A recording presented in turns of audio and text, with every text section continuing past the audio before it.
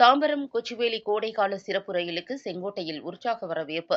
ரயில் பயணிகள் ஓட்டுநர்களுக்கு இனிப்புகள் வழங்கி கொண்டாட்டம்.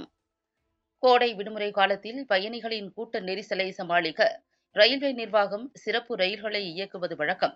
அந்த வகையில் இந்த ஆண்டும் சிறப்பு ரயில்கள் இயக்கப்படுவதாக ரயில்வே நிர்வாகம் அறிவித்தது.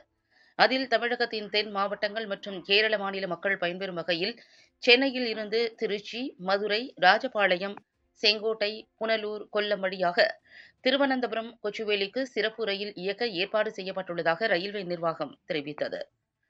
தாம்பரம் கொச்சுவேலி சிறப்பு ரயிலானது மே 16ஆம் தேதி முதல் ஜூன் 29ஆம் தேதி வரை ஒவ்வொரு வியாழன் மற்றும் சனிக்கிழமையும் தாம்பரத்திலிருந்து இரவு 9:40 மணிக்கு புறப்பட்டு மறுநாள் மதியம் 1:40 மணிக்கு கொச்சுவேலி சென்றடையும் என்றும் குறிப்பிட்டிருந்தது. இதனையடுத்து நேற்று இரவு 9:40 மணிக்கு தாம்பரத்தில் இருந்து புறப்பட்டு இன்று காலை 8:40 மணி அளவில் தென்காசி மாவட்டம் செங்கோட்டை ரயில் நிலையத்தை வந்தடைந்தது. இதனையடுத்து தாம்பரம் கொச்சுவேலி சிறப்பு ரயிலின் முதல் சேவையை வரவேற்கும் விதமாக செங்கோட்டை ரயில் பயணிகள் நலச்சங்கம் மற்றும் செங்கோட்டை வர்த்தக சங்கம் சார்பில் ரயில் ஓட்டுநர்கள், பணியாளர்கள் ஆகியோருக்கு சால்வை அணிவித்து கௌரவிக்கப்பட்டது. மேலும் இவ்வண்டியில் பயணித்து செங்கோட்டை வந்தடைந்த ரயில் பயணிகளுக்கு இனிப்புகள் வழங்கப்பட்டன. இந்த ரயில் இப்பகுதி பொதுமக்கள், வியாபாரிகளுக்கு பெரும் பயன் அளிக்கும்.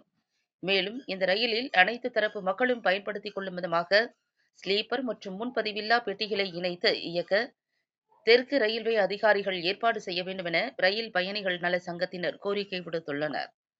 இந்த நிகழ்ச்சியில் செங்கோட்டை ரயில் பயணிகள் நல சங்க தலைவர் முரளி, செயலாளர் கிருஷ்ணன், மக்கள் செய்தி தொடர்பாளர் ராமன், வர்த்தக சங்க தலைவர் ரஹீம், ரோட்டரி கிளப் நிர்வாகிகள் பால்ராஜ் மற்றும் சமூக ஆர்வலர்கள், பொதுமக்கள் உட்பட பலர் கலந்து கொண்டனர்.